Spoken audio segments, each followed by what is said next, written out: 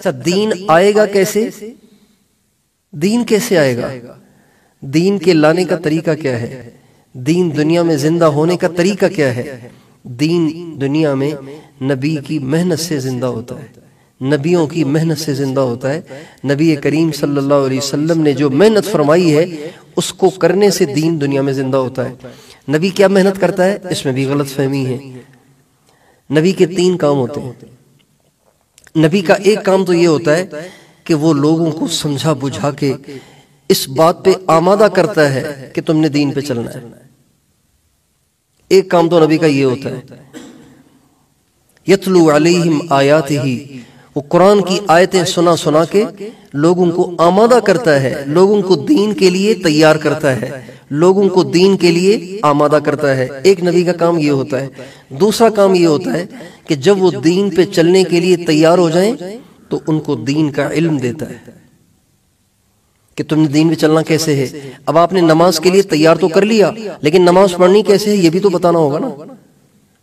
نبی کا کام یہ بھی ہوتا ہے کہ وہ نماز پہ آمادہ بھی کرتا ہے اور نماز کا طریقہ بھی سکھاتا ہے، علم بھی دیتا ہے۔ اور تیسرا نبی کا کام یہ ہوتا ہے کہ وہ انسان کے اندر جو رذائل ہوتے ہیں، جو خرابیاں ہوتی ہیں، جو کوتاہیاں ہوتی ہیں، جو نقائص اور عیوب ہوتے ہیں، تو نبی ان نقائص اور عیوب اور رذائل کو بھی انسانوں سے نکال کے ان کو پاک صاف کرتا ہے۔ یہ تینوں نبی کے کام ہیں۔ اگر ان میں سے ایک ہوا، 2 نہ ہوئے، 2 ہوئے، تیسرا نہ ہوا تو بھی نبی کا کام مکمل نہیں ہوگا اور سارا دین دنیا میں زندہ نہیں ہوگا۔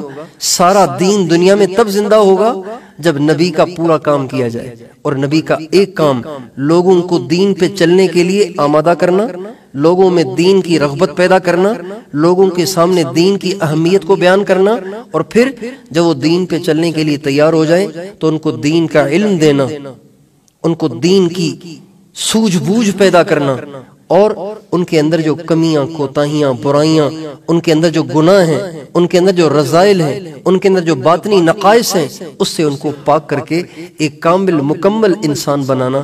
چنانچہ نبی کریم صلی اللہ علیہ وسلم نے یہ تینوں کام بدرجہ اتم کیے، ایسے کیے کہ صحابہ ایک تو دین پر چلنے کے لیے تیار ہوئے اور دین کے علم کو سیکھا اور پھر اس پہ عمل بھی کرنے والے بنے، اور ان میں جتنی خرابیاں تھیں نبی کریم صلی اللہ علیہ وسلم کی برکت سے اللہ تعالیٰ نے ان کے اندر سے وہ ساری خرابیاں ختم کر دی۔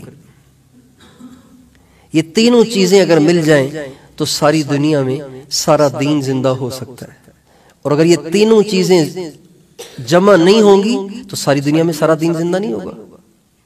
کچھ چیزیں زندہ ہو جائیں گی، کچھ چیزیں رہ جائیں گی۔